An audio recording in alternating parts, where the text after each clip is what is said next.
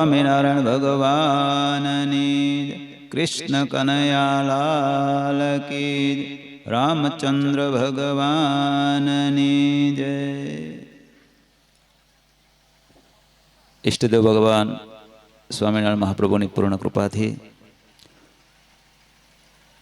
માલોયા પરિવાર દ્વારા પિતૃઓના મોક્ષાર્થે લીલા પુરુષોત્તમ ભગવાન શ્રી કૃષ્ણચંદ્રના લીલાથી ચરિત્રોથી સભર એવું શ્રીમદ ભાગવત પુરાણની સુંદર કથાનું દિવ્ય આયોજન થયું છે. આયોજનની દિવ્ય સભામાં અંતર્યામી સ્વરૂપે વિરાજમાન ઈષ્ટદેવ ભગવાન શ્રીહરિ, પૂજ્ય પવિત્ર સ્વામી અને તમામ યજમાનો, તમામ વાલા ભક્તોને જાજા કરીને જય સ્વામિનારાયણ. શ્રીમદ ભાગવતની ભાગીરથી 6 દિવસથી અહીંયા મુંજિયાસરમાં વહી રહી છે. સમાચાર મળતા હોય રમેશભાઈ, બધા ભક્તો ખૂબ લાભ લે છે, ખૂબ આનંદ આવે છે.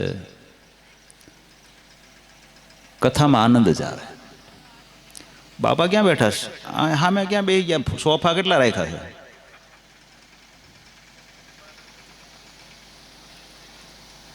કથામાં જેને આનંદ નો આવે ને ક્યાંય આનંદ નો આવે. કોઠારી, એ કથામાં આનંદ નો આવે ને એ મળદા જેવા રે એવું શ્રીમદ રામચરિત માનસમાં લખ્યું છે. જીન હરિ ભક્તિ હૃદય નહીં આની, જીવત શવ સમાન તે પ્રાણી. જેના હૃદયમાં ભગવાનની ભક્તિ નથી ને એ શવ એટલે મળદા જેવો છે. અને સૌથી શ્રેષ્ઠ ભક્તિ એ કથા ભક્તિ છે એવું પાછું એમાં જ લખ્યું છે. પ્રથમ ભક્તિ સંતન કર સંગા, દુસરી રતિ મમ કથા પ્રસંગા. એટલે શ્રેષ્ઠ ભક્તિ એ કથા ભક્તિ છે. એ ભક્તિમાં જેને મજા ન આવે એ મળદું છે. મુંજેસરમાં મળદા જ નહીં હોય કે છે. આખું મુંજેસર આવે ને એટલે મુંજેસરમાં એકેય મળદા નથી. કથામાં આનંદ નો આવે અને ક્યાંય આનંદ નો આવે. અને કથામાં જેને આનંદ આવે ને બધી જગ્યાએ આનંદ આવે. એનું જીવન આનંદથી ભરાઈ જાય. જેણે જીવનને આનંદથી ભરવું હોય, હસતા હસતા જીવવું હોય, હસતા હસતા મરવું હોય, એણે કથાનો ખૂબ લાભ લેવો, પ્રેમથી લાભ લેવો. શ્રદ્ધાવાન લભતે જ્ઞાનમ તત્પર સંયતેન્દ્રિય, જ્ઞાનમ લબ્ધા પરામ શાંતિમ અચિરેણાધિ ગચ્છતિ. શ્રદ્ધાથી ભગવાનની કથા સાંભળે, હેતથી, શ્રદ્ધાથી, પ્રેમથી, તો એના માટે કાંઈ અશક્ય જ નથી. એને બધું જ જ્ઞાન થઈ જાય સંપૂર્ણ. અને જેને સંપૂર્ણ જ્ઞાન થઈ જાય, જગતનું જ્ઞાન થઈ જાય, આત્માના સ્વરૂપનું જ્ઞાન થઈ જાય, દેહનું જ્ઞાન થઈ જાય, ભગવાનના સ્વરૂપનું જ્ઞાન થઈ જાય, એને કોઈ દિવસ દુઃખ આવે જ નહીં. દુઃખ માત્ર અજ્ઞાનનું છે, યાદ રાખજો. જેમ જેમ જ્ઞાન થતું જાય ને એમ એમ અનંતરમાં આનંદ આવતો જાય. તમને મુકુંદભાઈ શાસ્ત્રીએ પહેલા દિવસે શ્રીમદ ભાગવતનું મહાત્મ્ય જ્યારે કહ્યું હશે ત્યારે ધંધુકારીનું આખ્યાન કહ્યું હશે. કથા તો બહુ પ્રસિદ્ધ છે. 5000 વર્ષથી આ દેશમાં કથા ગવાય છે આ શ્રીમદ ભાગવતની. બધાને ખબર છે કે પરીક્ષિત રાજાને શાપ થયો અને પછી સુખદેવજી મહારાજે રાજાને કથા સંભળાવી અને રાજાનો મોક્ષ થયો. તે દિવસથી આજ સુધી પિતૃઓના મોક્ષાર્થે શ્રીમદ ભાગવતની કથા કહેવામાં આવે છે. તો પિતૃઋણમાંથી મુક્ત થવાને માટે આ માળવિયા પરિવારે, રમેશભાઈ, એમના બધા ભાઈઓએ જે આયોજન કર્યું છે એ બદલ સૌ પ્રથમ તો આ પરિવારને મારા લાખ લાખ અભિનંદન છે. માતૃ પિતૃ ઋણ એ બહુ મોટું ઋણ છે. એના ઋણમાંથી ક્યારે મુક્ત થઈ જ ન શકાય.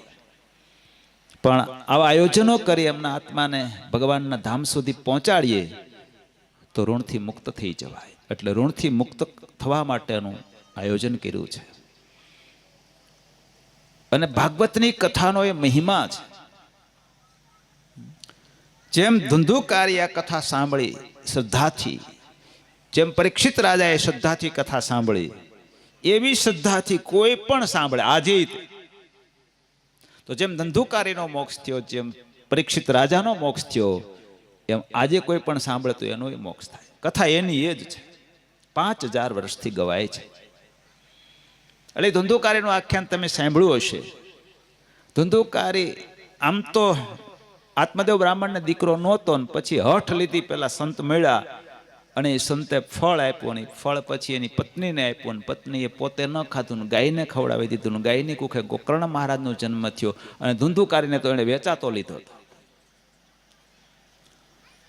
અને એવો દુષ્ટ નીકળો, એક એવું પાપ નહોતું ધુંધુકારી કરતો ન હોય. દારૂ, વ્યભિચાર, માંસાહાર, હિંસા, ચોરી, બધા પાપથી એ પૂરો હતો. અને પૈસા ઘટ્યા એટલે પછી એના મા બાપને મીંડું મારવા, મને ગમે ત્યાંથી રૂપિયા આપો, ઘરની બધી વસ્તુ વેચી નાખી, ખૂબ દુઃખી કરવા માંડ્યો. પછી આત્મદેવ બહુ દુઃખી થયા. દીકરો નહોતો તોય દુઃખી હતા, દીકરો થયો તોય દુઃખી થયા. આ સંસાર. શ્રીમદ ભાગવત છે ને આપણને બધું સ્વરૂપ બતાવે છે.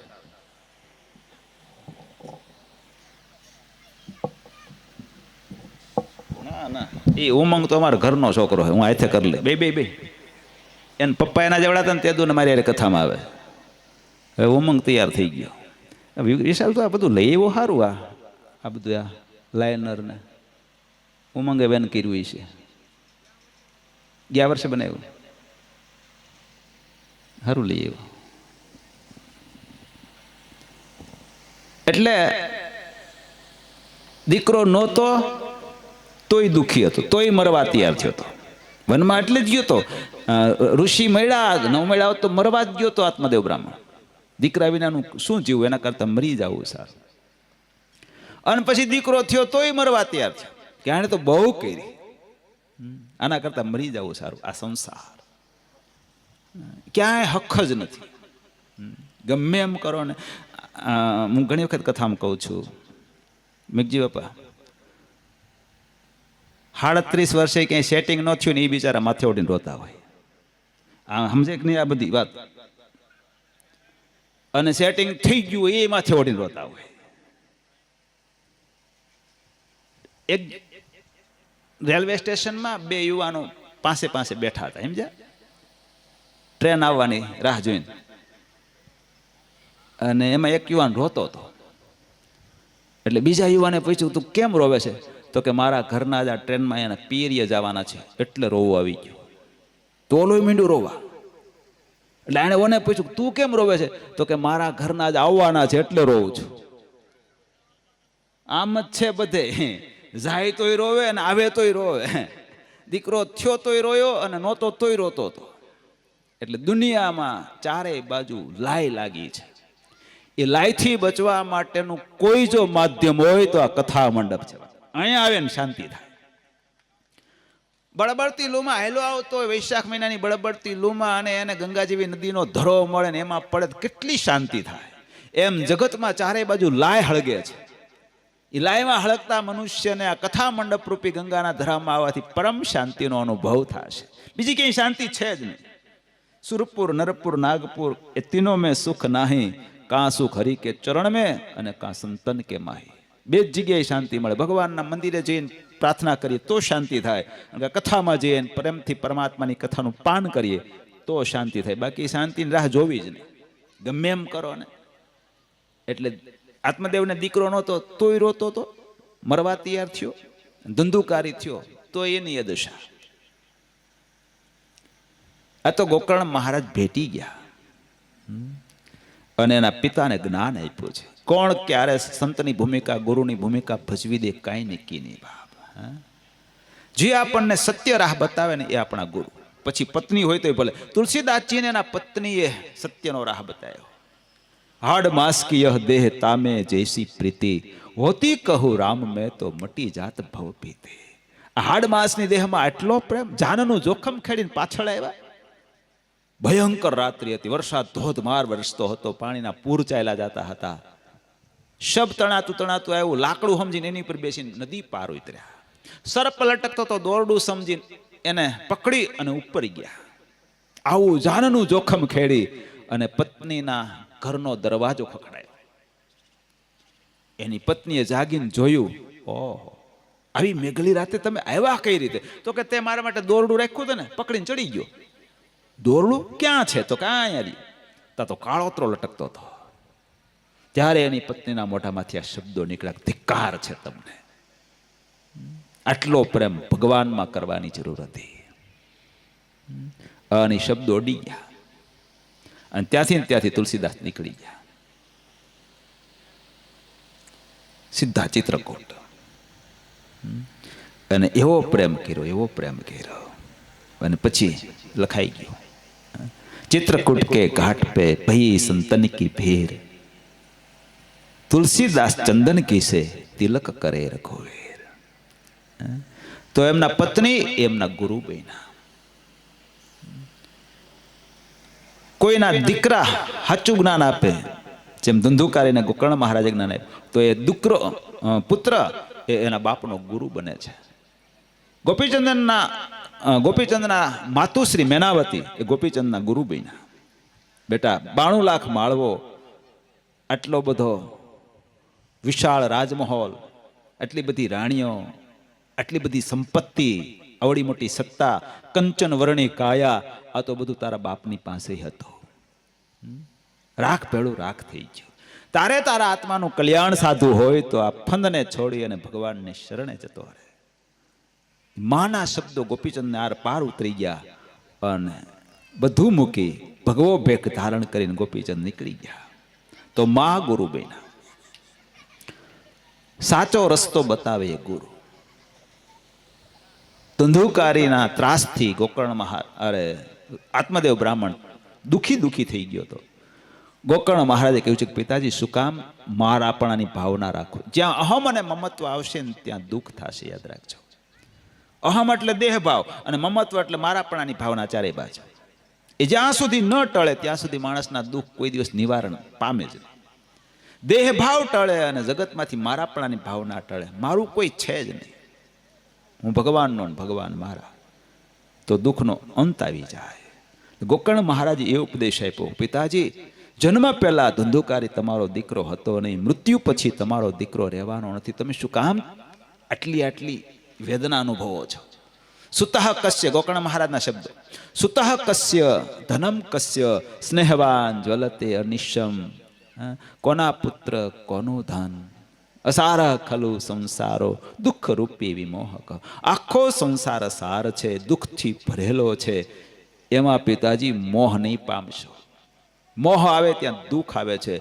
माटे धंधुकारी तमारो दीकरो छे ज नहीं. આવી ભાવનાથી ઘરબાર સંસારનો ત્યાગ કરી વનમાં જઈને ભગવાનનું ભજન કરો. ને ચંદ્રસ્ય સુખમ કિંચિન્ન સુખમ ચક્રવર્તીનઃ સુખમ અસ્તિ વિરક્તસ્ય મુનેરેકાંત જીવીનઃ.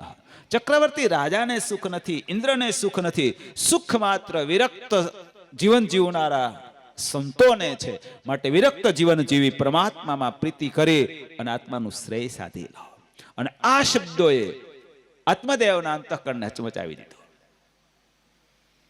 સંસાર ખોટો થઈ ગયો. બધું છોડી વનમાં જઈને ભગવાનનું ભજન કરવા માંડ્યા. અંતે ભગવાનના ધામમાં સીધા. તો કથામાં પ્રેમ થશે, ગુરુના વચનમાં શ્રદ્ધા જાગશે, જ્ઞાન થશે. જ્ઞાન થઈ ગયું ને, સુતઃ કસ્ય ધનમ કસ્ય અસારઃ ખલુ સંસારો. એ જ્ઞાન થયું. અને જ્ઞાન થયું એટલે છૂટી ગયું. જ્ઞાન ન થાય ત્યાં સુધી છૂટે નહીં. જ્ઞાન થયું એટલે છૂટી ગયું, અને છૂટી ગયું તો પરમ શાંતિ થઈ ગઈ. કથાથી જ્ઞાન થાય છે. ભગવાનના સ્વરૂપનું જ્ઞાન કથાથી થાય છે. બોધયંતો અગ્ન જીવાશ્ચ કૃપયા મુક્તિ સાધન. ભગવાન નરનારાયણ સંતોને કહે છે, હે સંતો તમે મને બહુ વાલા છો. લક્ષ્મીજી જેટલા વાલા નથી ને એટલા તમે મને વાલા છો. કારણ શું? તમે અગ્ન જીવાત્માને મારા સ્વરૂપનું જ્ઞાન કરાવો છો. જેને જેને મારું જ્ઞાન થાય છે એ અંતે મને પામે છે. માટે તમે મને બહુ વાલા છો. તો કથાના માધ્યમથી પરમાત્માના સ્વરૂપનું જ્ઞાન થાય છે. કથાના માધ્યમથી આત્મા અને દેહની વિકતિ સમજાય છે. તો ખબર ન પડે કે આત્મા જુદો છે અને શરીર જુદું છે, ખબર જ ન પડે. પણ કથા સાંભળે તો જ્ઞાન થાય આત્મા એ જુદો છે, દેહ જુદો છે. વાલી મરાણો, કિષ્કિંધા કાંડનો પ્રસંગ. ભગવાન રાઘવે વાલીને માર્યો, અને જ્યારે માર્યો ત્યારે વાલીએ પ્રભુને કહ્યું છે, પ્રભુ તમે મને માર્યો શું કામ? તમે તો ભગવાન છો, અને ભગવાન તો સમદર્શી હોય. એને કોણ પોતાનો ને કોણ પારકો? સુગ્રીવ તમારો મિત્ર છે ને હું શું તમારો દુશ્મન છું? મને માર્યો કેમ? ત્યારે ભગવાને કહ્યું છે કે વાલી સાંભળ, પોતાની બહેન, પોતાની દીકરી, પોતાના નાના ભાઈની પત્ની, આની સાથે વ્યભિચાર કરવાનું એક સરખું પાપ લાગે છે. તે તારા નાના ભાઈની પત્નીને તારા શયનખંડમાં રાખી છે એટલે માર્યો છે. જોઈએ છે બીજું પ્રમાણ. વાલી ધ્રુજી ગયો, ક્ષમા માગી છે, પ્રભુ મને માફ કરજો, મુझसे પાપ હો ગયા હૈ. ક્ષમા માગી એટલે ભગવાને કહ્યું છે, વાલી મારે તો તારા પાપની સાથે દુશ્મનાવટ હતી, તારી સાથે કોઈ દુશ્મનાવટ નથી. તને જો તારા પાપનો પશ્ચાતાપ થતો હોય તો હું તને તું જે કેને આપું. બોલ તારે શું જોઈએ છે? અમર થવું છે? અમર પદ આપી દો. ત્યારે વાલીએ કહ્યું છે, પ્રભુ હું મૂર્ખ નથી, મુझे अमरत्व नहीं चाहिए, तो मुझे मौत चाहिए. क्यों? ત્યારે વાલી બોલ્યો, જન્મ જન્મ મુનિ જતન કરાય, અંત રામ આવત નાય. જન્મો વીતી જાય તો અંતે પરમાત્માનું નામ યાદ નથી આવતું. અને આજ સાક્ષાત પરબ્રહ્મ પરમાત્મા મારી સામે ઊભા છે અને એના દર્શન કરતા કરતા હું મોતની શૈયા પર સૂઈ રહ્યો છું. આવું મોત તો ભાગ્યશાળીને મળે, માટે અમરત્વ નહીં મોત ચાહે. અને આમ કહ્યું ત્યારે પ્રભુ બહુ રાજી થયા. પછી વાલી તો મર્યો. વાલી મર્યો પછી એની પત્ની તારા બહુ આક્રંદ કરવા માંડી અને અતિશય રડવા માંડી. ત્યારે ભગવાને કહ્યું છે, તું કોને રડે છે? ક્ષિતિજલ પાવક ગગન સમીરા, પંચ રચિત અતિ અધમ શરીરા. આ શરીર છે તો પંચભૂતમાંથી બનેલું છે, પૃથ્વી જળ તેજ વાયુ ને આકાશ. એમાં જે આત્મા હતો એ તો ભગવાને મૂક્યો હતો. તારો પતિ તો તારી સામે સૂતો છે. આત્મા કોઈનો પતિ નથી, આત્મા કોઈની પત્ની નથી, આત્મા કોઈનો પુત્ર નથી. એ તો સચ્ચિદ રૂપો દુર્ગને એસ્ચસ વર્તત, એવું એનું સ્વરૂપ છે. જે ગયો એ તારો પતિ નહોતો, તો તું રડે છે કોણ? તારો પતિ જે હતો એ તો સામે તારી સામે સૂતો છે. આ પંચભૂતનું શરીર એ તારો પતિ હતો, એ તો તારી સામે સૂતો જ છે. તું રડે છે કોને? અને આવું જ્ઞાન આપ્યું ભગવાને. ત્યારે તારાને અંતરથી જ્ઞાન થયું એટલે એને શોક છોડી દીધો. તો કથાના માધ્યમથી આત્મા અને શરીરની ચોખ્ખી વિકતિ સમજાય છે. એ કથા તમને સાંભળવા મળી છે. પિતૃઓને ઉદ્દેશીને આખા ગામના અને સગાવાલા વગેરે ઘણા બહારના ભક્તો આવતા, એ બધાને આજ કથાનો લાભ અપાવી રહ્યા છો તમે. એક ક્ષણ કથા સાંભળે ને, રામાયણમાં લખ્યું છે, એક ઘડી આધી ઘડી આધી મેં પુનિયાદ, તુલસી સંગત સંત કી કટે કોટી અપરાધ. સત્સંગી જીવનમાં લખ્યું છે, મુહૂર્તમ વા તદર્થમ વા ક્ષણમ વાસ્ય શુભામ કથામ, એ શૃણવંતી નરા ભક્ત્યા ન તેષામ અસ્તિ દુર્ગતિ. થોડીક વારે કથા સાંભળે તો એની દુર્ગતિ નથી થતી. આટલો કથાનો મહિમા છે. શું કામ? એનાથી જ્ઞાન થાય છે. ઋતે જ્ઞાનાન મુક્તિ. મનુષ્ય તન ભગવાને આપ્યું છે માત્ર ને માત્ર કલ્યાણ કરવા માટે આપ્યું છે, મુક્તિ મેળવવા માટે આપ્યું છે. વિષય ભોગવાય નહીં, સત્તા મેળવાય નહીં, કાંઈ. એ તો બધું ગૌણ છે. પ્રધાન કાર્ય ભગવાનનું ભજન કરીને આત્માનું શ્રેય કરવું ને એ છે. એ ખબર ક્યારે પડે? મારે 20 વર્ષ પહેલા ચલાળામાં પારાયણ હતી, સમજે. પછી સાંજે પધરાવણીમાં નીકળીએ તો બધા બાપા હોય અરે 70 વર્ષના, 75 વર્ષની ઉંમરના. કથા સાંભળીને પછી હારે આવે ને એટલે કે સ્વામી આ બધી તો ખબર જ નહોતી, હવે ખબર પડી કે આમ કરાય ને આમ ન કરાય ને. અત્યાર સુધી એમ જ હતું, બીડીયું પીવાની ધુબાકા મારવાના કે ખબર જ નહીં શું કરવાનું છે, ભગવાને શું કામ જન્મ આપ્યો છે ને કાંઈ ખબર નહોતી. કે તો 70 વર્ષે ખાતા ખુલ્યા એના. જ્યાં સુધી ખબર ન પડે કે ભગવાને મનુષ્ય તને શું કામ આપ્યું છે, ત્યાં સુધી લોકો બિચારા એ પ્રમાણે કરતા જ નથી. ખાઈ પીને હુતારીએ ને વિષય ભોગવ્યા કરે ને કમાણા કરે ને સાચું ખોટું કર્યા કરે ને એમાં જિંદગી પૂરી કરી દે. એને જોઈને દયા આવે કરે, આની જિંદગી ફેલ ગઈ. જ્યારે ભગવાનનું ભજન કરવાની અંતરથી ભાવના જેને પ્રગટી હોય એને જોઈને અંતરમાં ઈર્ષા થાય કે કેવું ભજન કરે છે, કેવું ભગવાને એની પર કેટલી કૃપા કરી. વહેલા જાગીને મંદિરે જઈને દર્શન કરે, સેવા કરે, ભજન કરે.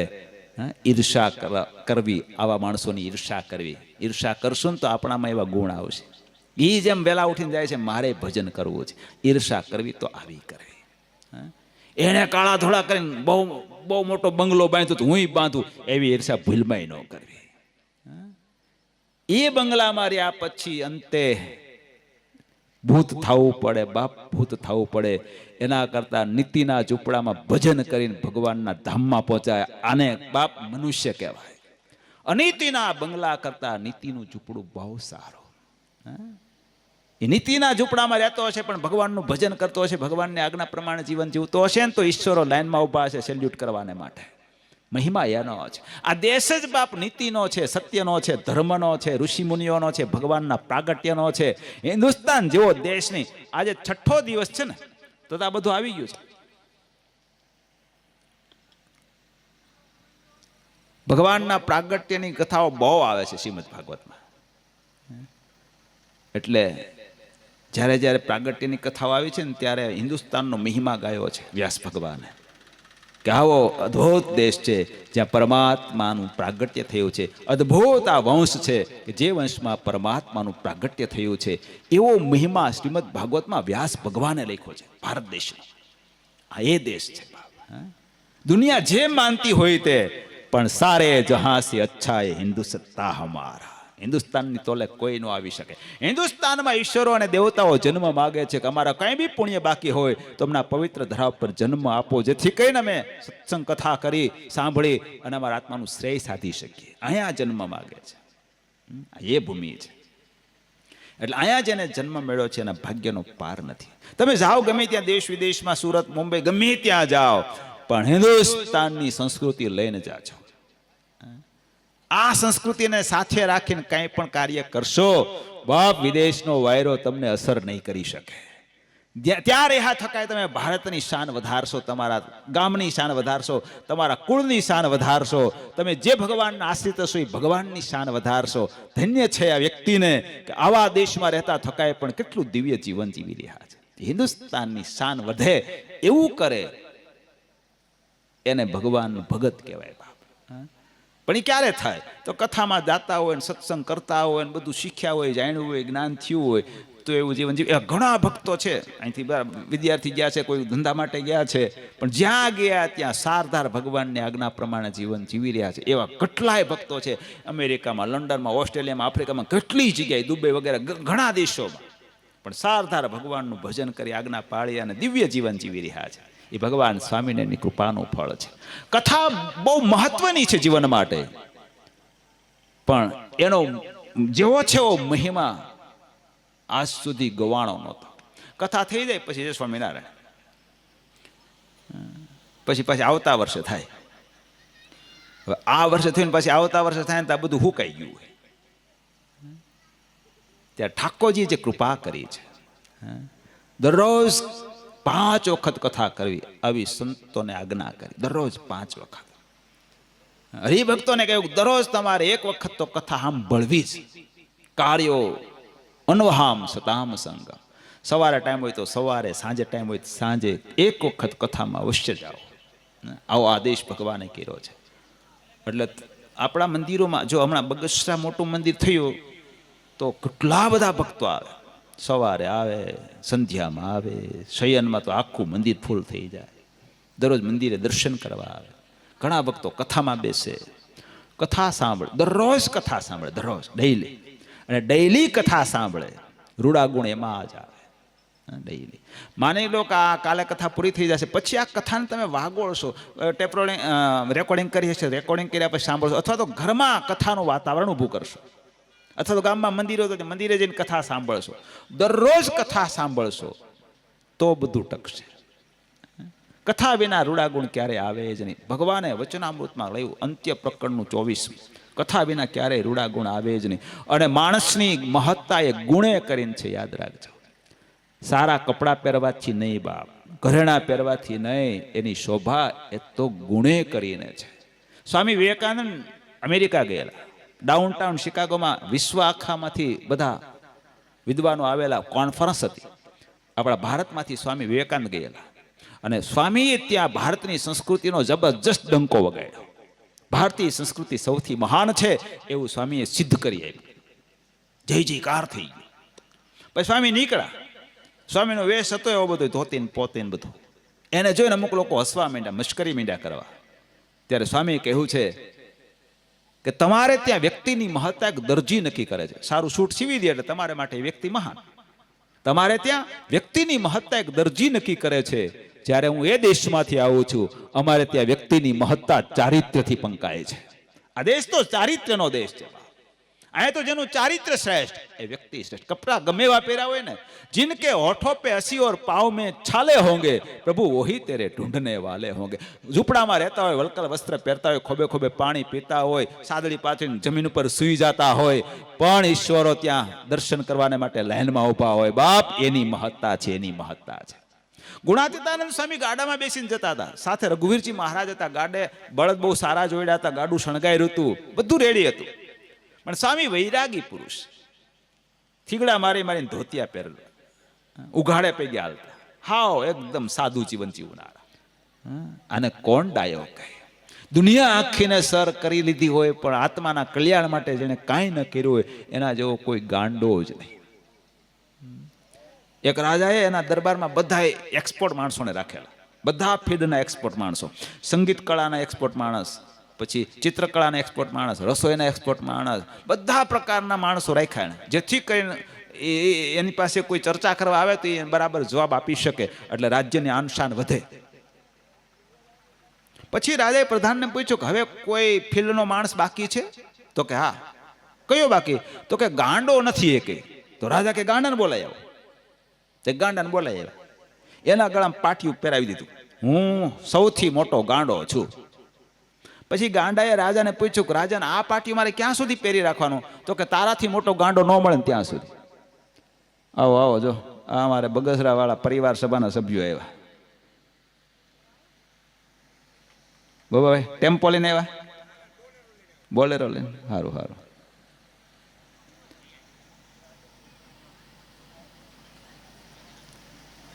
એમાં રાજા પડ્યો બીમાર. થોડોક ટાઈમ ગયો ને તો હાવ આમ છેલ્લી ઘડી આવી ગઈ, જાહેરાત થઈ ગઈ કે હવે રાજા 1-2 દિવસનું મહેમાન છે, મરી જાય. તો બધા ખબર કાઢવા માંડ્યા જવા, ને એમાં ઓલો ગાંડો ગયો. જઈને રાજાને કે રાજાને શું છે, કેમ થયું? તો કે ભાઈ હવે તો મોટી યાત્રાએ જવાનો સમય થઈ ગયો છે. તે કઈ ભાથું ભેળું કર્યું કે નહીં? તો કે ના રે ના, આજ રાજનું બધું કરવા માર્યો ને એમાં પરલોકનું ભાથું ભેળું કરવાનું ભૂલાઈ ગયું. પરલોકનું ભાથું એટલે દાન પુણ્ય વગેરે, એ કઈ કર્યું કે નહીં? તો કે ભૂલાઈ ગયું. ગાંડા એવડું પાટિયું પહેર્યું હતું ને ગળામાં, એ કાઢીને રાજાના ગળામાં પહેરાવી દીધું. આવડી મોટી યાત્રાએ જવું છે ને ભાથું નથી ભેળું કર્યું, તારાથી મોટો ગાંડો લેવા ક્યાં જાવ? જે પોતાના આત્માના શ્રેયને માટે ઉદ્યમ નથી કરતા એ ગાંડા છે.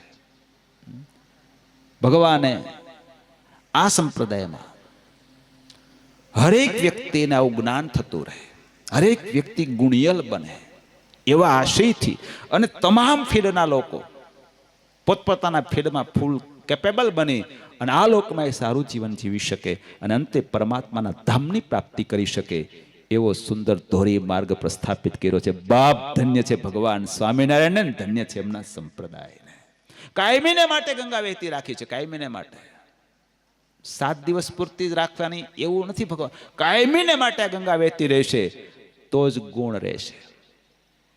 1-2 દિવસે કથા ન સંભળાણી એટલે ધીમે ધીમે ધીમે અંતરમાં વિષયના રાગ શરૂ થશે, માયા પ્રવેશ કરી જશે. જ્યાં માયા પ્રવેશ કરી જાય ત્યાં બાપ કોઈ દિવસ શાંતિ ન રહે. જેને અખંડ શાંતિની અનુભૂતિ કરવી હોય એને કથા વાર્તામાં ક્યારેય ચૂક ન આવવા દેવી.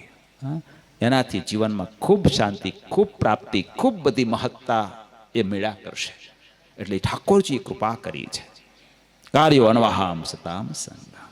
તો ગુણ છે જીવનની શોભા છે. જેમ જેમ કથા સાંભળશું એમ પરમાત્માનો મહિમા સમજાશે, જગતનું અસારપણું સમજાશે. શ્રીમદ ભાગવતની કથામાં બહુ બધા આખ્યાનો આવે છે, બહુ જ આખ્યાનો આવે છે. ધ્રુવનું આખ્યાન આવે છે, પ્રહલાદજીનું આખ્યાન આવે છે, પ્રિવ્રત રાજાનું આખ્યાન આવે છે, અમરીશ રાજાનું આખ્યાન આવે છે. કોઈ પરોપકારી જીવન જીવી ગયા, કોઈ દાનેશ્વરી જીવન જીવી ગયા, કોઈ નિષ્ઠાવાળા જીવન જીવી ગયા, કોઈ ભગવાનને મેળવી અને અચળ પદ મેળવી ગયા અને દુનિયામાં ડંકો વાગી ગયા, આવું જીવન જીવી ગયા, અદભુત જીવન જીવી ગયા બધા ભક્તો. એવા દિવ્ય ચરિત્રો લખાણા છે. એ ચરિત્રો સાંભળતા સાંભળતા પ્રેરણા મળવી જોઈએ આપણને કે નાની ઉંમરે કેટલી નિષ્ઠાથી એમણે ભગવાનનું ભજન કર્યું અને નક્કી કર્યું કે મારે ભગવાન મેળવવા છે તો ઠાકોરજી મેળ્યા.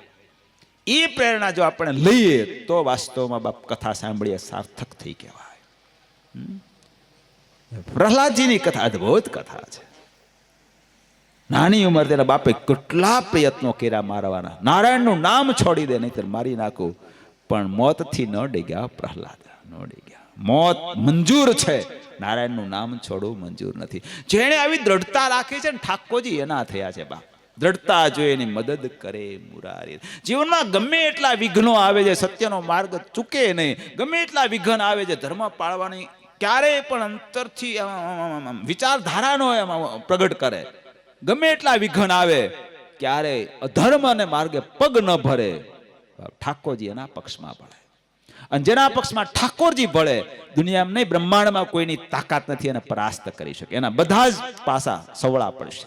જેને જીવનમાં તમામ પાસા સવળા પાડવા હોય એને ઠાકોરજી પક્ષમાં ભળે ને એવું જીવન જીવવું, આખીર વિજયી બની જશે. તો સત્યને માર્ગે ચાલવા માટે જે પ્રેરણા કરે છે એ સાચા ગુરુ છે. એટલે ધુંધુકારીને વિષયના રાગ વળી ગયા હતા, એને કારણે એના પિતાને, એના માતુશ્રીને બધાને દુઃખ પડ્યું. અને ગોકર્ણ મહારાજ ભગવાનના ભક્ત હતા, એને કારણે એમને સુખ થયું. જગતમાં બે પ્રકારના માણસો હોય છે, એકના માધ્યમથી દુઃખ આવે, એકના માધ્યમથી સુખ આવે. जीवन के दो पहलू है, हरियाली और रास्ता. हरियाली એટલે સુખ, રાસ્તા એટલે દુઃખ. હરિયાળી એટલે સુંદર મજાનું બધું હોય, બધાને ગમે. અત્યારે આ ગરમી પડે ને આવું બધું હોય ને તો બધા કંટાળી જાય. જેવો વરસાદ આવશે ને બધું લીલું લીલું થઈ જાય, પછી શાંતિ થઈ જશે. એ હરિયાળી. અને આ બધું આ રાસ્તા જેવું.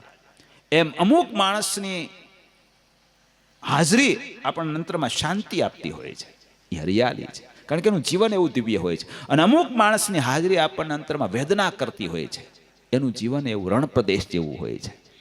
એ જીવન ફેલ જીવન છે. અંતરમાં શાંતિ થાય એવું જીવન જે જીવે છે એ સાર્થક જીવન છે. એવું સાર્થક જીવન જીવવા માટે ભગવાને કહ્યું છે ગુણ કેળવજો. ગુણ એ જીવનની શોભા છે. કપડા ગમે એવા પહેરાવે, ગુણાતીતાનંદ સ્વામીની જેવા, પણ એના ગુણે કરીને એનું જીવન શોભી ઉઠ્યું. આખો સોરઠ યાદ કરે છે. ગુણાતીતાનંદ સ્વામીએ સોરઠના ભક્તોને એવો રંગ ચડાવ્યો, કથાનો એવો રંગ ચડાવ્યો, અને ભગવાનની નિષ્ઠા એવી દ્રઢ કરાવી, સોરઠમાં ક્યાંય ડાકલું ન બેહવા દીધું બાપ, ડાકલું ન બેહવા દીધું. એવા રંગી નાખ્યા, એવા રંગી નાખ્યા. આજે આખો પ્રદેશ ગુણાતીતાનંદ સ્વામીને યાદ કરે છે. શું કામ? એનું જીવન એવું દિવ્ય હતું. એમ માણસનું જીવન દિવ્ય બને એવા આશયની સાથે મહાપુરુષોએ આ કથાઓની ભેટ આપી છે. આ સંસારમાં સૂર્યચંદ્ર રહેશે ત્યાં સુધી કથા ગંગા વહેતી રહેશે. આ ભાગવતની ભાગીરથી વહેતી વહેતી આજે મુંજાસર ગામને આંગણે આવી છે. પેલી ભાગીરથીને લાવવા માટે ભગીરથ રાજાએ બહુ તપશ્ચર્યા કરેલી. સગર રાજાની અનેક પેઢીઓ ખતમ થઈ ગઈ હતી. છેલ્લે ભગીરથ રાજાએ કાર્ય કરવામાં સફળ થયા, ગંગાજીનું અવતરણ કર્યું, અને ગંગાજી આ હિન્દુસ્તાનમાં વહેવા માંડ્યા, અને અનેક લોકોને પાવન કરતા રહ્યા. પણ પાવન થવું હોય તો ત્યાં જવું પડે. ત્યાં જઈએ, સ્નાન કરીએ ત્યારે પાવન થઈ જઈએ, એ પાક્કું છે, ગંગાજીનો મહિમા છે. પણ ફરીને પાછા પાપ ન કરીએ તો પાવન રહીએ. નાય આવીને પછી પાપ શરૂ કરી દઈશું તો પાછા હતા એવા ને એવા. તો એ ગંગા પાપ ન કરવાનું સૂચન નથી કરતી, તમારા કરેલા પાપ ધોઈ નાખે છે, પણ ફરીને પાપ નહીં કરશો આવું નથી કહેતી. માટે એ ગંગા કરતા ભાગવતની ભાગીરથીને બાપ અનેક ગણી શ્રેષ્ઠ કહી છે. ને ગંગા ગયા કાશી પુષ્કરમ ચ પ્રયાગકમ, એ બધી જ ગંગાઓમાં જઈને સ્નાન કરો, બધા તીર્થોમાં જઈને દર્શન કરી સ્નાન કરો, તેમ છતાં એ બધાનું ફળ આ ભાગીરથીની 16મી કળા બરાબર નથી થતું એવું શ્રીમદ ભાગવતના મહાત્મા ગ્રંથમાં આવે છે. અને ત્યાં જવું ન પડે. આ તો વહેતી વહેતી આજ અહીંયા આવી છે. અહીંયા તમારા ઘર આંગણે ગંગા વહી રહી છે, અહીંયા આવીને કથામાં બેસશો એટલે પેલી ગંગાના સ્નાન કરતા આનું અનેક ગણું ફળ પામશો. શું કામ? આ ગંગાના માધ્યમથી પાપ ધોવાશે, ફરીને પાપ નહીં કરીએ એવું જ્ઞાન થશે. જીવન ગુણિયલ બની જશે, અને ગુણિયલ જીવન અંતે પરમાત્માના ધામ સુધી લઈ જશે. એવું આ કથા ગંગાનો મહિમા છે. તો કથાએ કરીને ગુણ આવે છે, જીવનની શોભા વધે છે. આજના યુગમાં લોકોને ખબર ને બધાની સાથે આમ દોડવાનું મન થયું છે, હરણ ફાળ ભરવાનું. કેનેડા આવે ને બધા હાલો કેનેડા, હાલો કેનેડા, હાલો કેનેડા. જ્યાં જવાનું શરૂ કરે ને બધાને એમ થાય કે આપણે પહોંચી જઈએ, નહીતર રહી જઈશું. કોઈને એમ નથી થતું કે આ ભજન કરે છે તો હવે આપણે ત્યાં ભજન કરવા જઈએ, એમાં હરણફાળ કરવાની ઈચ્છા નથી થતી. એ કઠણાઈ છે, યાદ રાખજો.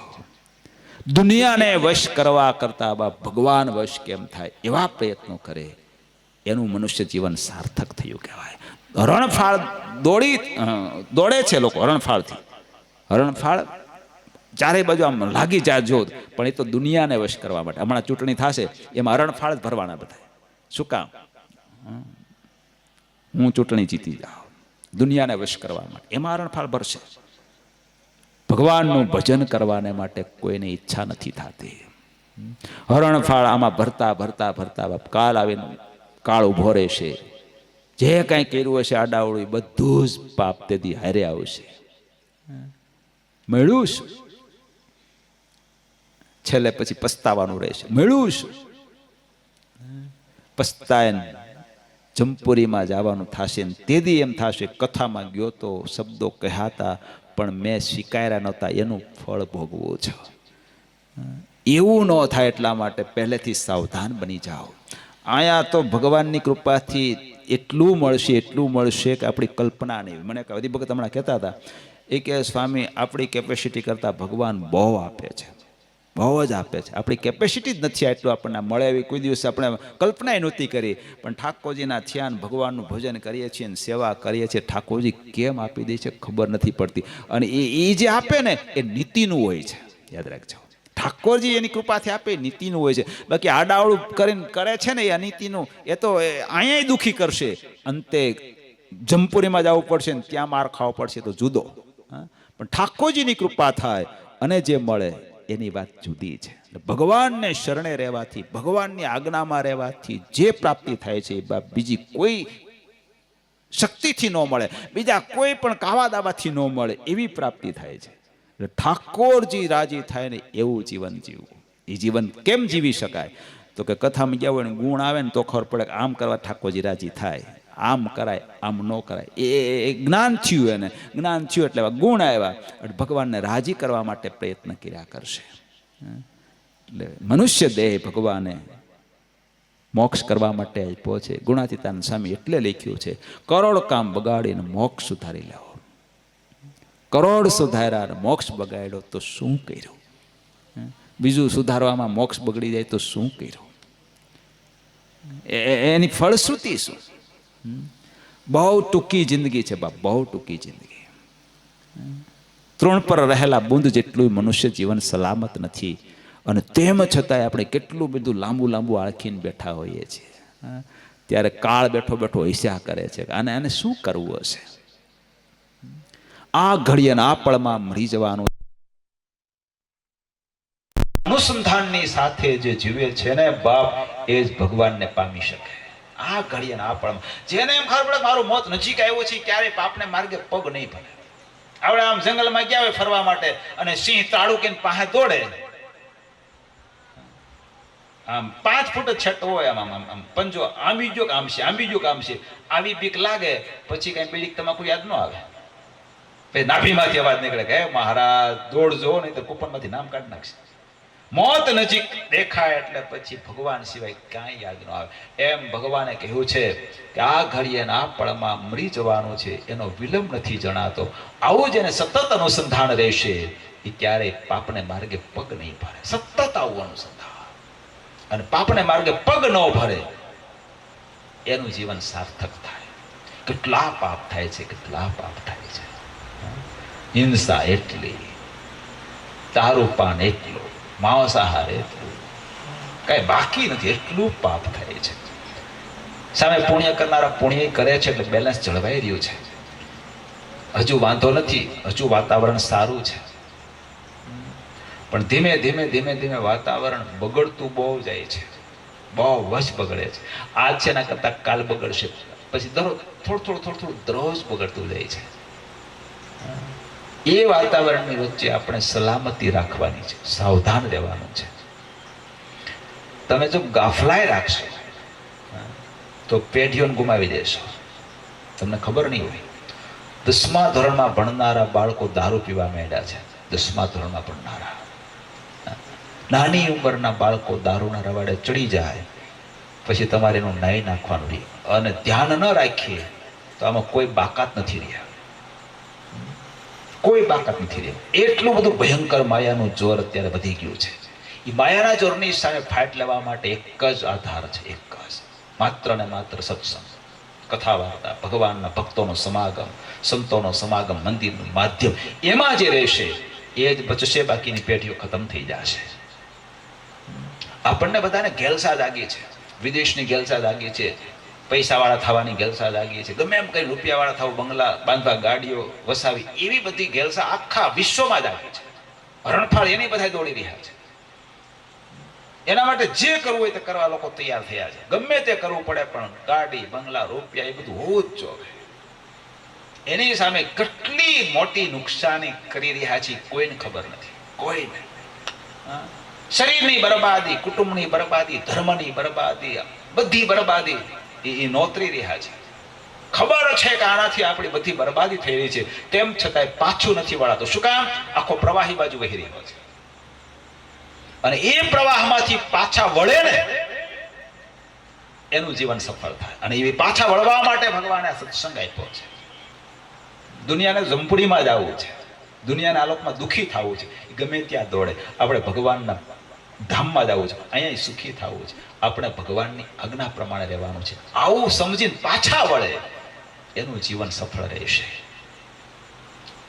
કપડાં પહેરવામાં, ખાવા પીવામાં, વર્તનમાં, બધી જગ્યાએ એવું સમજશે કે આપણે ભગવાનને રાજી કરવા છે.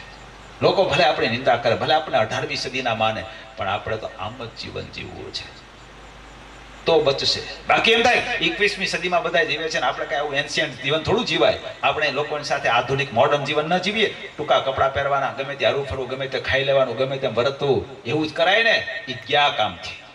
એ મરવાના ધંધા છે. મર્યાદા ગુમાવીને બધું જ ગુમાવી દીધું, અને મર્યાદા મોટા ભાગના લોકોએ ગુમાવી દીધી છે. યાદ રાખજો, જીવનને ઝેર કરી નાખ્યા. આપણા દેશની સંસ્કૃતિ કેટલી અદભુત સંસ્કૃતિ છે. આનો શું કામ મહિમા છે? પ્રિયવ્રત વંશની કથા આવી છે ને ત્યારે એમાં લખ્યું હશે ભાગવતજીમાં, ધન્ય છે આ ભારતની ભૂમિને જ્યાં આવા વંશજો થયા છે, જે વંશમાં ભગવાનના પ્રાગટ્યો થયા છે. આવા શ્લોકો લખાણા છે. રઘુ રાજાએ, અયોધ્યાના રઘુ રાજાએ, જેના નામ પરથી રઘુવંશ કહેવાનું છે, એ તો સૂર્યવંશ હતું, પણ રઘુ રાજા પ્રતાપી થયા કે એના નામ પરથી વંશનું નામ રઘુવંશ પડી ગયું.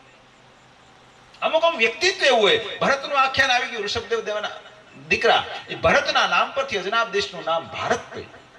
આવા મહાન આત્માઓ થઈ ગયા. રઘુ રાજા એટલા યજ્ઞો કરેલા, આખી પૃથ્વીને આચ્છાદિત કરી દીધી હતી. દેવતાઓ બધા પ્રસન્ન થયા. યજ્ઞો કરીએ તો દેવતાઓ પ્રસન્ન થાય છે. આ તમે યજ્ઞ કરી રહ્યા છો, આ જ્ઞાન યજ્ઞ છે, અને સૌથી મોટો જ્ઞાન યજ્ઞ છે. જ્ઞાન યજ્ઞની સાથે ભોજન યજ્ઞ શરૂ કર્યો છે. મને હમણાં રમેશભાઈ બધા કહેતા હતા, ખૂબ બધા ભક્તો પ્રસાદ લે છે, છૂટું જ મૂકી દીધું છે. જેટલા આવે બધાને પ્રસાદ લેવાનો, કોઈ ગરીબ દુખિયા જે કોઈ આવે ને જમાડીએ છીએ. અને દુખિયાને જમાડો ને એમાં બધા જ યજ્ઞો પૂરા થઈ જાય છે. બધા જ યજ્ઞો પૂરા થઈ જાય. આજ મેં પ્રસંગ વાંચેલો, મને બહુ ગમ્યું. એક શેઠ હતા, બહુ મોટા ધનવાન શેઠ. એ પુણ્ય ખરીદતા, અને એના પત્ની પતિવ્રતા નારી. એટલે એને પૂછે, હું આનું પુણ્ય લઉં, કયું પુણ્ય લઉં એમ પૂછે. તો કોઈ મહાજન પુણ્ય વેચવા માટે નીકળ્યા. પછી શેઠે પૂછ્યું એના પત્નીને કે આનું શું પુણ્ય લો? તો કે એનું પુણ્ય લો, એને આજે કૂતરીને, ભૂખી કૂતરીને રોટલી ખવડાવી હતી 4-5, એ પુણ્ય તમે લેજો. તો શેઠે કહ્યું, મને તમે આ પુણ્ય આપો. કઈ વાંધો નહીં. એ પુણ્યના બદલામાં શું આપું એવું શેઠે પૂછ્યું પેલા લોકો. તો કે તમારી ઈચ્છા પ્રમાણે આપી દીધું. તો કેટલી રોટલી ખવડે? તો કે 4. એ 4 રોટલી રાખી એક ત્રાજવામાં, એના જેવી ખવડાવી હતી ને એવી, અને બીજા ત્રાજવામાં 4 રોટલી પ્રમાણે એનું સોનું મૂક્યું. તેમ છતાંય ત્રાજવું ઊંચું ન થયું. બીજું સોનું મૂક્યું તોય ઊંચું ન થયું. પછી મહાજનને એમ થયું કે આ તો બહુ ભારી પુણ્ય લાગે છે. એટલે કહ્યું, શેઠ અમારે પુણ્ય નથી વેચવું, તમારું સોનું પાછું લઈ લો. એ સોનું પાછું લઈ લીધું, એને પુણ્ય વેચ્યું નહીં. ઘેરે ગયા તો ઘેરે એમના પત્ની પૂછ્યું કે પુણ્ય વેચ્યું? તો કે નથી વેચ્યું. કેમ? તો કે કેટલી 4 રોટલી બરાબર કેટલું બધું સોનું મૂક્યું તો પલ્લું ઊંચું નહોતું થતું.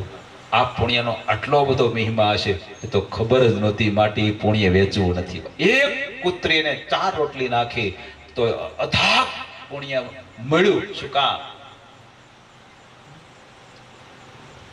ભૂખ્યા ને દુખ્યા ને કોઈ જમાડે ને બાપ, એમાં રહીને ભગવાન જમે છે. સુકાણારે હાડ પાડોશીના બાળને મોઢે કંઈક મુઠ્ઠી ચણ નાખતો જાજે, ને દીધું હોય તો દેતો જાજે, ને આપ્યું હોય તો આપતો જાજે. આ બહુ મોટો યજ્ઞ છે. બીજા ગમે એટલા યજ્ઞ કરો પણ આ ભૂલી જાઓ તો કઈ ફળ ન મળે. કુંભ મેળામાં ચર્ચા થતી હતી. કુંભ મેળાનો બહુ મહિમા છે આપણા દેશમાં. હરિદ્વાર થાય, ત્રિવેણી થાય છે અને ઉજ્જૈન થાય છે. ત્રિવેણીના કુંભ મેળા પછી બધા દેવતાઓ તીર્થો ભેળા થયા, ઋષિ મુનિઓ ભેળા થયા. એમાં એવી ચર્ચા થઈ કે આ વખતના શાહી સ્નાનનું ફળ કોણ લઈ ગયા. કુંભ મેળામાં શાહી સ્નાનનું ફળ એ મહત્વનું ફળ ગણાય છે, એનો બહુ મહિમા હોય છે. આ વખતે ફળ કોણ લઈ ગયા? તો એવું કહેવામાં આવ્યું ત્યાં કે કેરળનો અમુક ગામનો રામુ નામનો મોચી છે ને એ ફળ લઈ ગયો. ત્યાં એક મહાત્મા બેઠા હતા. આ તો બધા તીર્થોએ વાત કરી. મહાત્મા એવા સમર્થ હતા એટલે એ ત્યાં બેઠા હતા ને એને બધા દર્શની થતા હતા. એને વિચાર કર્યો કે મારે કેરળના રામુ મોચીને મળવું છે. એને એવું શું કર્યું હતું? એને ફળ મળ્યું, આવું મોટું ફળ એ લઈ ગયો. એડ્રેસ તો કહ્યું હતું કેરળનું અમુક ગામ અને રામુ નામનો મોચી. પછી એ કુંભ મેળો પૂરો થયો અને મહાત્માજી ફરતા ફરતા ત્યાં ગયા કેરળમાં. એ ગામ શોધ્યું અને રામુનું ઘર પૂછ્યું એટલે બતાવ્યું. તો રામુના ઘેરે ગયા અને કહ્યું, ભાઈ તું કુંભ મેળામાં આવ્યો તો? તો કે ના, હું નથી આવ્યો. તું નથી આવ્યો? મહાત્માજીને આશ્ચર્ય થયું કે આવ્યો નથી, ફળ કેમ લઈ ગયો? રામુએ કહ્યું કે મારે આવવું હતું. હું 1 વર્ષથી પ્રયત્ન કરતો હતો. પૈસા અમુક બચાવ્યા હતા મેં અને નક્કી હતું આ 1 વર્ષ પૂરું થશે એટલે આટલા પૈસા ભેળા થઈ જશે અને પછી હું જઈશ મેળામાં. પણ એ વર્ષ પૂરું થયું, મારે આવવું હતું. તો મારી પડોશમાં જે કુટુંબ રહેતું હતું, પતિ પત્ની, એક દિવસ મેં એનો રડવાનો અવાજ સાંભળ્યો. એટલે મેં પૂછ્યું ત્યાં જઈને, તમે કેમ રડો છો? એટલે એમણે કહ્યું, એ ભાઈએ એવું કહ્યું, મારી પત્નીને પ્રસૂતિ થઈ છે, અમારા ઘરમાં કાંઈ નથી, હવે 2 દિવસથી કંઈ જમ્યા નથી અને અમે ઊંચી જ્ઞાતિના હોવાને કારણે કોઈની પાસે હાથ લાંબો કરી શકતા નથી. હવે અમે જીવીશું કે કેમ એ કંઈ નક્કી નથી. અમારી પાસે કોઈ આજીવિકાનું સાધન નથી. રામે વિચાર કર્યો, કુંભ મેળામાં તો પછી જવાશે. આ દંપતી બચી જતું હોય તો મારે એમને બચાવી લેવા જોઈએ. જે રકમ કુંભ મેળામાં જવા માટે ભેળી કરતી રકમ બધી એમને આપતી હતી. આ પૈસા તમે રાખો, તમારાથી પહોંચાય તો મને આપજો, નહીં તો કાંઈ નહીં, પણ તમે પૈસા રાખો. પૈસા આપી દીધા અને એનાથી એ બચી ગયા અને એમને ગુજરાન ચાલવા માંડ્યું. એટલે હું જઈ નથી શીખ્યો કુંભ મેળામાં. આવું રામુએ કહ્યું પેલા મહાત્મા. તો એ મહાત્માને ખ્યાલ આવ્યો કે કુંભ મેળામાં લાખો કરોડોનો ખર્ચો કરીને ધક્કામુક્કી કરીને સ્નાન કરવા આવ્યા હતા, એને કાંઈ ફળ ન મળ્યું અને ગરીબની મદદ કરનારો કુંભ મેળાનું ફળ લઈ ગયો. બાપ, આ આપણા દેશની સમજણ છે. એ જ્ઞાન થાય તો ખ્યાલ આવે કે સાચો યજ્ઞ કોને કહેવાય. આપણે મંદિરમાંથી ધક્કા મૂકી કોઈ પડી ગયા હોય, ગઢા બાપા ગઢા માજી એની પર પગ મૂકીને પોગી જાય ભગવાનની પાસે જઈને ઉભા હવા પ્રાર્થના કરે કે હે ઠાકોર રાજી રહેજો. રાજી રહી, ઓલો પેડો કણસે છે. જીવ પ્રાણી માત્રમાં ભગવાન બેઠા. આવું ઋષભદેવ ભગવાને ભાગવતમાં ભરતજીને કહ્યું છે કે હે ભરત, તમામ જીવ પ્રાણી માત્રને મારું સ્વરૂપ તું નહીં માને અને ગમે એટલા યજ્ઞ કરીશ તો એ બધા રાખમાં કરેલા હોવાના છે. તમે રાખમાં ગમે એટલું ઘી હોમો એનું કાંઈ ફળ ન મળે. એમ જીવ પ્રાણી માત્રને ભગવાનનું સ્વરૂપ માન્યા વિના તમે ગમે એટલા બીજા દાન પુણ્ય કરો, યજ્ઞ કરો ને એનું ફળ 0. લોકોને ખબર નથી, કરે છે બહુ પણ ફળ કાંઈ નથી મળતું. જ્ઞાન થાય બાપ. તો ફળ મળે. જરૂરિયાતમંદ માણસોની સેવા કરે, ગરીબ ગુજરાતની સેવા, ભૂખ્યા દુખ્યાની સેવા કરે, મા બાપની સેવા કરે તો ફળ મળે. મા બાપ વૃદ્ધાશ્રમમાં બેઠા હોય અને ઘરમાં ભીખા તેરસા બેઠા હોય અને દીકરો મોટી યાત્રામાં ગયો હોય, યા તો મોટો યજ્ઞ કરાવતો હોય, કાંઈ ફળ ન મળે. એવા કઈ ભગવાન ગાંડા નથી. તો છે જ પંઢરપુરનો પ્રસંગ. એ પુંડરીક જાતો હતો ને આકાશવાણી કહી દીધું, છેઠ કોઈને ફળ નહીં મળે, આ માતૃ પિતૃ દ્રોહી છે. પુંડરીકને લાગે એવું ઘેરે જઈને પ્રતિજ્ઞા કરી, જીવીશ ત્યાં સુધી મા બાપની સેવા કરીશ. અને એવી સેવા શરૂ કરી ભગવાનને એની ઝૂંપડીએ દર્શન દેવા આવવું પડ્યું. બાપ, આ ફળ છે મા બાપની સેવા કરવા. એ યજ્ઞ સાચો યજ્ઞ છે. પિતૃ માતૃ દેવો ભવ એ આપણા દેશની સંસ્કૃતિનું મહાન મોટું સૂત્ર છે. એ ભૂલી ગયા છે. કાંઈ ફળ ન મળે. મેં સૂત્ર વાંચેલું સુરતની પારાયણમાં, ભગવાન की सेवा करने से मां मिले या न मिले, कहीं नक्की नहीं. हाँ, भगवान की सेवा करने से मां मिले या न मिले, लेकिन मां की सेवा करने से भगवान अवश्य मिलते हैं. કોણ સમજાવે? એને વૃદ્ધાશ્રમમાં મૂકી આવે ને કા વેચી આવે ને કા મારી. અરે હમણાં એક વિડીયો મેં જોયો નતો, હું જોઈ નથી શકતો, એવું કઈ જોઈ ન શકું. એક ભાઈ કહેતા હતા મને હરિભગત કે પતિ પત્ની બે એની માને બિચારીને કંઈક લાકડું લે અને આમ નહીં આમ મારે તો ઓછું લાગે, પણ આમ હાંબેલું કેમ તમે ખાંડતા હોય એવી રીતે એના માના શરીરને ખાંડતા હોય ને એમ મારતા હતા. એની પત્ની જાળી રાખે અને એનો દીકરો મારે, માનો દીકરો. ઓલી માં બિચારી ગઢા માં કાળી રાયડો પાડે, દેકારા નાખે, પણ આને સેજી દયા ન આવે. શું દશા થાય બાપ, શું દશા થાય. मां नहीं मातो पिता नहीं देवा, साधु कही करवा वही सेवा, जिनके यह आचरण भवानी तो जानहु निशिचर सब प्राणी.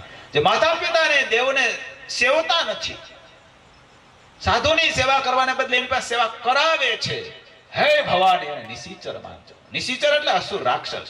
એની માથે કઈ શિંગડા ન હોય. કથા સાંભળ્યા વિના જ્ઞાન ન થાય એટલે બધા નિશિચર થઈને ફરતા હોય છે. કાંઈ ફરક ન પડે. આવું બધું બહુ સમજવું પડે એમ છે. એટલે કહું છું, દરરોજ કથા સાંભળે ને તો આવું જ્ઞાન. મારે માણાવદરમાં શાકોત્સવ હતો થોડા વર્ષ પહેલા. એમાં આ કંઈક વાત થઈ છે મા બાપની સેવા વિશે. એક મામલતદારે અમારા જે માઇક સંચાલક ભાઈ હતા ને એમણે જવા દીધો વિડીયો, વાયરલ કર્યો. તે કોઈક મામલતદાર સાહેબે સાંભળી એને ફોન કર્યો. એ કે સ્વામીનો આ વિડીયો સાંભળ્યો, મારા મા બાપને મેં વૃદ્ધાશ્રમમાં મૂક્યા હતા, પણ હવે નક્કી કર્યું છે કે પેલા મા બાપને લઈ આવીશ, ઘેરે જઈને જમાડીશ અને પછી મોઢામાં અંજળ મૂકીશ. આવું મેં નક્કી કર્યું છે. ગમે તેવા પડર હોય ને તોડી નાખે કથા. કાયદા કઠણ હોય વજ્ર જેવા, પણ હરખોથી શબ્દ પડી જાય એટલે કાયદું પીગળી જાય. એ કથાની તાકાત છે જે હિન્દુસ્તાનમાં વહી રહી છે. તો યજ્ઞ કરવાથી ભગવાન ને દેવતાઓ પ્રસન્ન થાય છે. ભોજન યજ્ઞ એ સૌથી મોટો યજ્ઞ છે. આવેલા અતિથિઓનો સત્કાર કરજો, ભૂખા દુખ્યાને જમાડજો, ગાયોને જમાડજો, કૂતરા ગાયોને જમાડો છે. એનો મને ખૂબ આમ ગૌરવ છે. આવ્યા છે આપણે હિંમતભાઈ, ક્યાં બેઠા ને, મજામાં ગાયો. તમારા ગામની ગાયોનું સુખ જોઈને મારા અંતરમાં ખૂબ આનંદ થાય છે કે આપણો તે દીનો દાખલો સફળ થઈ ગયો. ગાયોને જમાડજો, આંગણે આવે તો રોટલી નાખજો, મહેરબાની કરીને ક્યારે મારશે. એક રોટલી નાખતી ગાયને એક રોટલી નાખશો તો બાપ અભરે ભરી દેશે, અભરે, ખૂટશે જ નહીં, ખૂટશે જ નહીં. કૂતરું પૂછડી પટપટાતો હોય તો એને રોટલી નાખજો, એ રાજી થશે બાપ. એનું કોણ? મૂંગા પશુઓને હાચવશો ને તો એ આશીર્વાદ મળશે. એને એવો શોખ નહોતો પણ એને પૂર્વે કોઈને નહોતું આપ્યું એટલે એવા થયા છે. આપણે ન થવું પડે માટે એને નાખવું.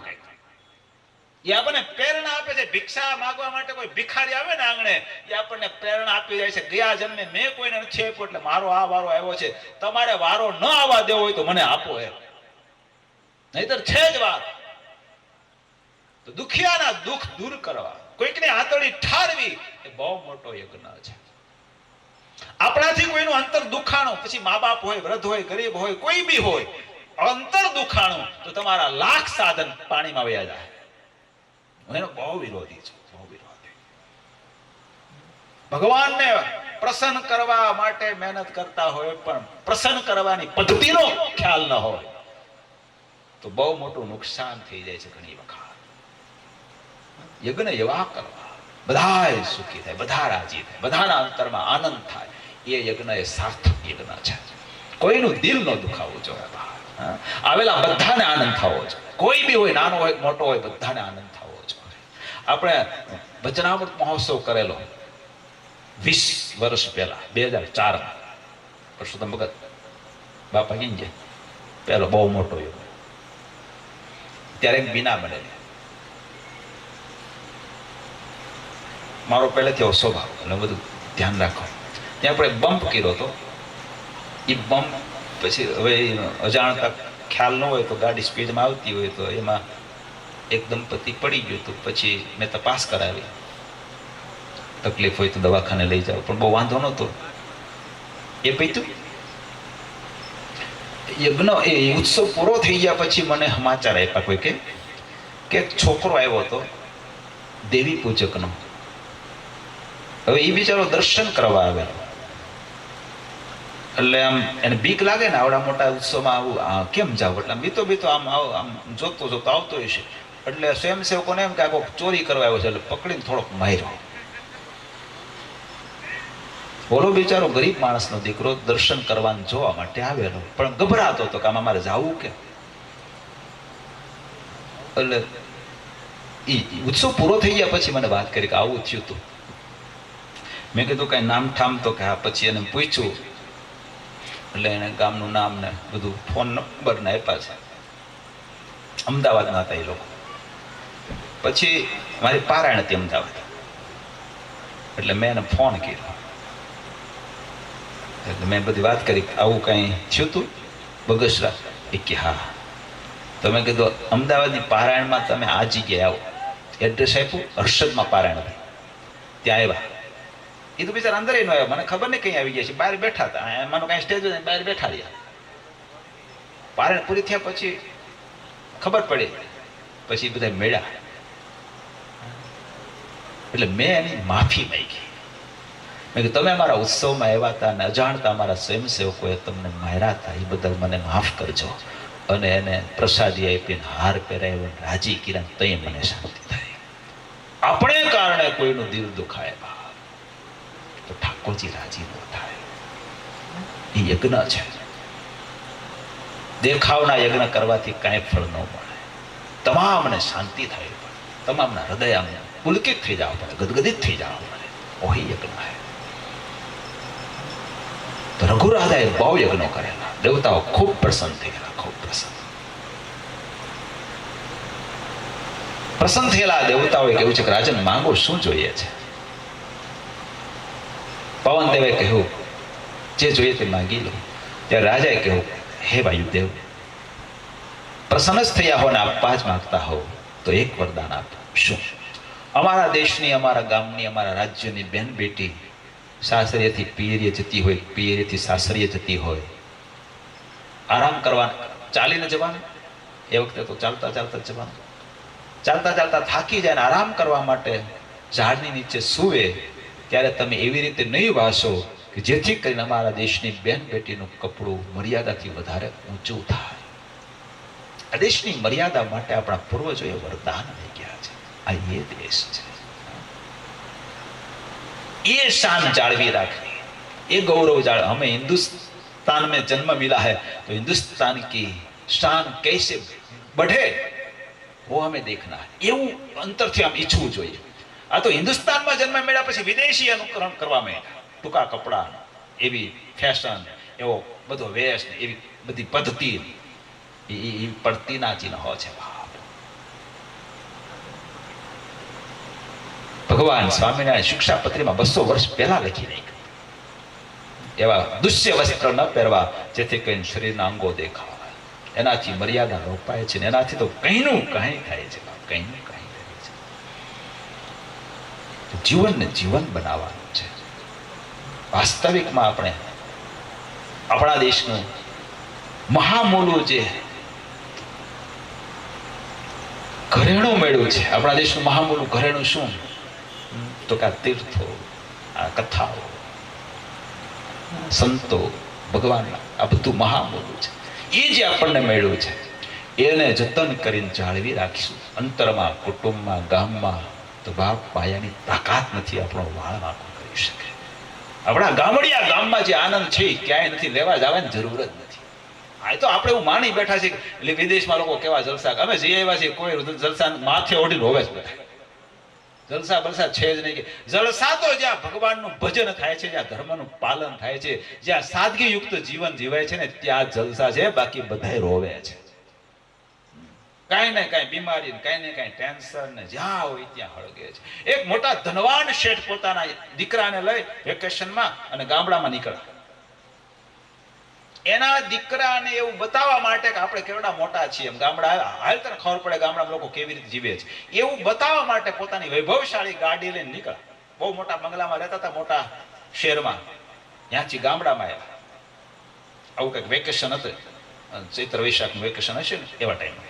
ગામડામાં એક ખેડૂતની વાડીએ ઉતર્યા. ખેડૂત વાડીએ, ગામની નજીક વાડીએ, વાડીએ રહેતો. અને આપણા ખેડૂતો તો બધા ભાવિક જ હોય, કોઈ પણ આવે એટલે એનું સન્માન કરે, જમાડે, રાખે, બધું કરે. એમાં કોઈ પાછા ન પડે. મોટા શેઠ આવ્યા હતા તો કઈ આગતા સાગતા કરી ખાટલો ઢાળી દીધો, ઝાડની નીચે બેઠા. પછી એમની ઈચ્છા હતી કે અમારો તો વાંધો નહીં, અમે વ્યવસ્થા કરી દીધી. તેની બધી વ્યવસ્થા કરી દીધી. ગામડિયું ગામ, ખેતરવાડી, બપોરે જમાડે, સાંજે જમાડે, ગાયો ભેંસોના દૂધ જમાડે, રોટલા દાળ ને બધું. અને આંબાન છાયે બેહે, બાજુમાં નદી ચાલી જતી, ત્યાં ધુબકા મારે, રાત્રે ખુલ્લામાં સુઈ જાય. 2-4 દિવસ રોકાણ. પછી શેઠ નીકળ્યા. એના દીકરાને પૂછ્યું, બેટા જોયું ને કેવું? તે બધું જોયું. આપણો બંગલો ને આપણું બધું કેટલું વૈભવશાળી છે, બોલ કેવી અમીરી છે આપણી પાસે. ત્યારે છોકરાએ જે જવાબ આપ્યો, અદભુત જવાબ આપ્યો. છોકરાએ કહ્યું, પપ્પા આપણે ત્યાં તો નાનો એવો સ્વિમિંગ પુલ છે, અહીં તો કેવડી મોટી નદી હેલી રહી છે. બહુ આનંદ આવ્યો કે ધુબકા મારી મારી નાયા. અને આપણા ઘરમાં તો રોશની થોડીક જ છે, અહીંયા તો અબજો તારલાઓ ટગમગતા હતા ખુલ્લા પ્રદેશમાં, ખુલ્લા આકાશમાં. કેવી સુંદર રોશની હતી. આપણે ત્યાં તો બહારથી દૂધ લાવવું પડે, કેવું હોય કોને ખબર. અહીંયા તો ઘરનું તાજું દૂધ દોઈ નિત્ય પીવાનું. કેવો આનંદ આવતો હતો, કેવો આનંદ આવતો હતો. આપણે શાકભાજી આવે ને તો લંઘાઈ ગયા હોય, અને અહીં તો તાજા શાકભાજી સીધા ઉતારીને સીધું શાક થાય. બહુ મજા આવતી હતી જમવાની. પિતાજી પપ્પા બહુ મજા આવતી હતી. આપણે તો એક જ કૂતરો પાડ્યો, અહીં તો 7-8 કૂતરા કેવા આમ ચોકી કરે છે. માટે અહીં બહુ મજા આવી. આપણે તો 4-5 મિત્રો છે, અહીં તો આખું ગામ એનું મિત્ર છે. બાકી આ જેવો ધનવાન છે એવા કોઈ ધનવાન નથી. તો એ શેઠને ખબર પડી કે સાચી અમીરી તો આમાં છે. સમજણ નથી એટલે આપણને દોટ બહાર ની રહે છે.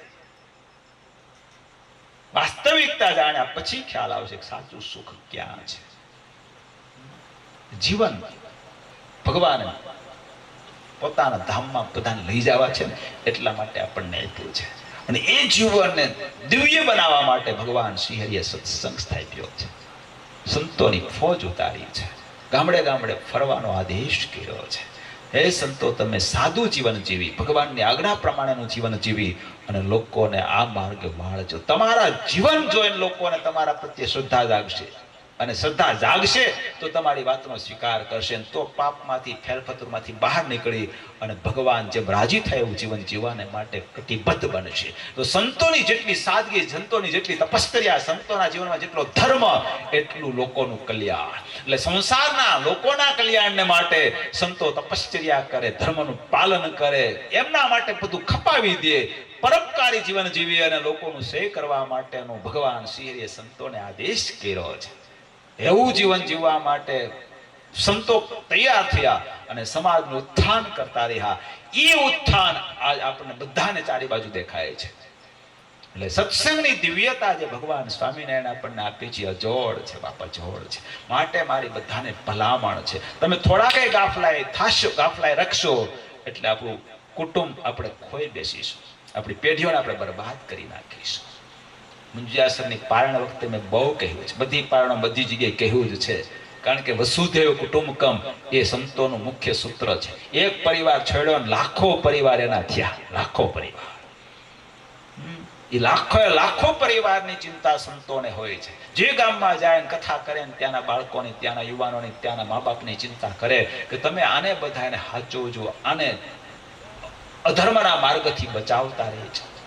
આની સેવા કરજો, આનું ભરણ પોષણ કરજો, આની હાય નહીં લેતા, એના રાજીપાને લેજો, એના આશીર્વાદને લેજો, જીવનમાં તો સુખ શાંતિ મળશે. એવું હરેક ગામમાં જઈને કેવું એ સંતોનો ધર્મ છે. એટલે આપણી પેઢીને બચાવવા માટે ઘરને દિવ્ય બનાવવું પડશે, વાતાવરણ મંદિર જેવું બનાવવું પડશે. બાપા મને કહેતા મંદિરે હું મારા ઠાકોર બે હોય, ઝાઝા જાવ તો ઠાકોરજીને હથવારો થાય ને તો એને ગમે, એટલે ઝાઝા જાવ. પછી સ્વામિનારાયણ મંદિરને અનુકૂળ તો ત્યાં જાવ, રામજી મંદિર ત્યાં અનુકૂળ પણ ત્યાં જાવું મંદિર. ઘરમાં બધા બાળકોને બધાને સંસ્કાર મળે ને એના માટેના પ્રયત્નો કરવા. એ પ્રયત્નોથી એ પેઢી સલામત રહેશે ને તો તમારું છેલ્લું જીવન ગઢપણ એ બહુ સુખેથી વીતશે. જો તમે ધ્યાન નહીં દેશો અને જો એ ઓળે માર્ગે ચીડા તમારું ગઢપણ બગડશે. એટલે ગઢપણ સુધારવું હોય એને બાળકોના જીવનમાં થોડુંક ધ્યાન દેવું, થોડીક સાવધાની રાખવી. આવી કૃપા ઠાકોરજીએ કરી છે. બધું ભલે હળગે પણ એમાંથી જેટલા પૂળા બચે ને એટલા બચાવી લેવાય. એમ બહાર તો બધું હાલે જ છે, પણ આપણે આપણા ઘરને, આપણા પરિવારને, આપણા ગામને બચાવવાના પ્રયત્ન કરવા. તો ટૂંકા સમયમાં બહુ મોટું ફળ મળશે, 1000% મળશે. ઠાકોરજીએ વચન આપ્યું છે, મારા જનને અંતકાળે જરૂર મારે આવવું, બિરુદ મારું બદલે નહીં, સર્વે જનને જણાવું. ધંધુકારી અને વાહડા બેહીને કથા સાંભળવી પડી, એના કરતા જીવતા સાંભળી લેવાય ને. પછી વાહડામાં બેહવું અને હેરાન થવું, જીવતા જ સાંભળી લેવાય. કથા લોકો શું માને ખબર, હવે તો સારું છે. પહેલા તો એવું હતું, કથા શરૂ થાય ને એટલે બધા આટા મેરા કરે, એવું કે એ તો પિતૃની કથા છે, પિતૃને સાંભળવાની. પિતૃને સાંભળવાથી જીવતા બધા આટા મારવાના. પિતૃ શું કામ સાંભળવી પડે? પેલા સાંભળી ન હોય એટલે, પણ જીવતા સાંભળી લે તો પિતૃ થવું જ ન પડે અને સીધા ભગવાનના ધામમાં પહોંચી જાય. એટલે ડાયરેક્ટ ભગવાનના ધામમાં જવાય એવો સુંદર ધોરી માર્ગ ભગવાને પ્રસ્થાપિત કર્યો છે. બહુ અઘરું નથી, કરવા માંડી તો હાવ હેલું થઈ જાય એમ છે. ન કરીને ત્યાં સુધી થાય કેમ થાય, પણ શરૂ કરીએ એટલે બહુ ઈઝીથી થાય એવું છે. બાપા બેઠા જ છે, અહીંયા બધું કરે જ છે, વર્ષોથી કરે, અમે તો વર્ષોથી જોઈએ છીએ, અને આરામથી થાય છે, આરામથી કરે છે. એમ જે કોઈ કરશે એ બધા એવી રીતે જ કરી શકશે. એટલે શ્રદ્ધાવાન લભતે જ્ઞાનમ, એ સૂત્ર અનુસારે થોડીક શ્રદ્ધાથી આગળ વધીશું તો બધું હાંસલ થશે. માટે ભગવાન શ્રીહરિની કૃપાથી, ભગવાન લીલા પુરુષોત્તમના દિવ્ય ચરિત્રોનું જ્યારે તમે પાન કરી રહ્યા છો, મુકુંદભાઈ શાસ્ત્રી બહુ સારા વક્તા છે, એમના મુખ્યથી કથાનું પાન આખું ગામ હગાવાલા બધા કરો છો. પિતૃઓ ખૂબ રાજી થતા હશે, ગામના ભક્તો બધા જે કોઈ આવતા એ પણ બધા રાજી થતા હશે. કથામાં આવવાથી અંતરના સંકલ્પ વિરામ થઈ જાય છે. એક તારથી પરમાત્માની મૂર્તિમાં ચિત્ત જોડાઈ જાય છે, અને એક તારથી ભગવાનની મૂર્તિમાં ચિત્ત જેટલો સમય જોડાય એટલું જીવન આપણું છે. એટલે તમે 3 કલાક સવારે, 3 કલાક બપોર, પછી 6 કલાક સુધી દરરોજ ભગવાનના સ્વરૂપમાં ચિત્તને જોડીને કથા સાંભળો છો, એ તમારું જીવન લેખે લાગી રહ્યું છે. શક્તિ, સંપત્તિ, સમય જે કાંઈ તમે વાપરતા હશો એ બધું લેખે લાગી રહ્યું છે. એટલે એનો ખૂબ તમને બધાને લાભ ઠાકોરજી આપે એવી ભગવાનના ચરણમાં પ્રાર્થના કરું. અમાલય પરિવાર, રમેશભાઈ વગેરે બધાએ જે કંઈ દાખલો કર્યો છે, ખર્ચ કર્યો છે, એ બધો એનો ખર્ચ ભગવાનના ધામમાં જમા થઈ જશે, અને એનું અનંત ગણું પુણ્ય ગમે ત્યારે મળશે ને મળશે. ઠાકોરજીને અર્થે કરેલું ક્યારેય ફેલ જાતું જ નથી. તમે ભોજન યજ્ઞ અહીં શરૂ રાખ્યો છે, આ યજ્ઞ શરૂ રાખ્યો છે, આનું બહુ મોટું ફળ મળે. થોડીક વાર કથા સાંભળે, મેં હમણાં કહ્યું તો એને અનંત જન્મનું પાપ ધોઈ નાખે એટલું ફળ મળતું હોય, તો આ તમે સાંભળો છો અને પાછું બધાને સંભળાવો છો, આમ તો કેવડું મોટું ફળ મળે. એટલે અક્ષય ફળ કહેવાય. આની કોઈ આમ ગણના ન હોય કે આટલું, એમ અક્ષય ફળ તમે બધા ભેળું કરી રહ્યા છો. એ ફળ કાયમને માટે તમને, તમારી પેઢીઓને ખૂબ પરમાત્મામાં જોડાયેલા રાખે, ખૂબ ગુણિયલ રાખે બધાને. સાચું ફળ શું? તો કે પેઢી દર પેઢીમાં ધર્મનું પાલન થયા કરે, લોકો સદાચારયુક્ત જીવન જીવ્યા કરે, એવા બધા પરિવારના સભ્યો ગુણિયલ બને, એ જ સાચું ફળ છે. એવું ફળ તમને બધાને ઠાકોરજી આપે એવી ભગવાનના ચરણમાં પ્રાર્થના કરી વિરમું છું. બોલો સ્વામિનારાયણ ભગવાનની, કૃષ્ણ કનૈયાલાલ.